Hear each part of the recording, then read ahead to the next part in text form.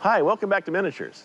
It's about 9 weeks to go until King Kong is in the theaters, but for us it's only about 2 weeks to go because we have to finish shooting all the miniature elements to go to digital for compositing just so we can meet that 9-week deadline. In past episodes, we've showed you how we build the sets and how we dress the sets and how we work with the art direction and stuff. Now we're going to show you how we light them and how we shoot miniatures for King Kong. So let's take a look.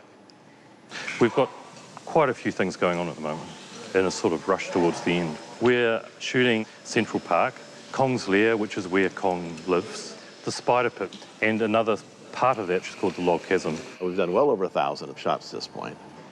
When you're shooting miniatures, our goal is always to make everything convincing. Now, one of the things that you notice in a film that doesn't use miniatures is that every shot's pretty much in focus. You're out in the sunlight, you can see things that are near the camera in focus, you can see things that are far away in focus. And the thing that kills most miniature shots that don't work is the fact that stuff in the near ground, stuff near the camera, isn't sharp.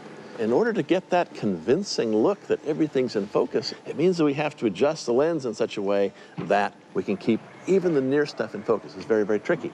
Backside of that is that you've got to use a tremendous amount of light when you do that. One of the things we often have to do is try to replicate the characteristics of sunlight for a particular scene. We try to match what Andrew Lesney, who's the director of photography, you did on the day. Out in the real world, sun's millions and millions of miles away.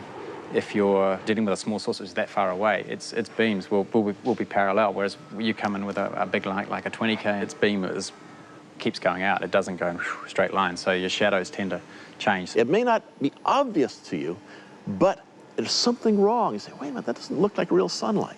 What we've been doing is using multiple sources of light so that it looks as though there's a big source and they're all coming from a similar direction. Then there's another interesting thing we have to deal with. Things that are far away in the real world are not as sharp as things that are up close. Not in terms of focus, but in the fact that you're looking through a lot of air. How do we create a lot of air when the furthest away thing in the miniature is only 50 feet away? Adding smoke helps create that atmospheric perspective, and seeing that graduation all in one scene, that's the thing that makes you really feel like you have a lot of depth and it feels really big. So that's focus is critical, the character of the light is critical, and the atmospheric perspective, the diffusion on distant objects is critical. Those are the three keys to making a miniature work and be believable. This is a nice modern Aeroflex 435 camera, which is our good old workhorse. But half the cameras we're using are Mitchell's, are made 40 years ago.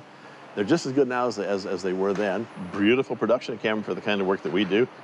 For most all the shots we do, we rely on motion control equipment. A motion control package is a camera, a dolly, and a crane that are all controlled by a computer.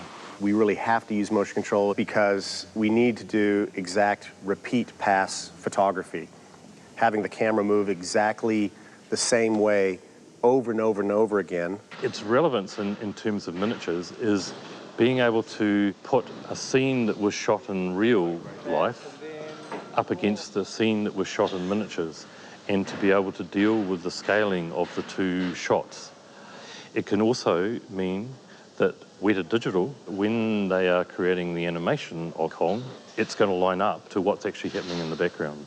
Most of the miniatures we shoot multiple passes because it allows the compositors to actually manipulate the overall shot. Well, we make sure that we've given them soft key light, hard key light, diffuse light, and so forth, so they can take these different elements and lay them together and produce just about any look they want. On Rings, Pete had several units all over the North and South Island. But in this case, the entire film was done pretty much right here on the lot.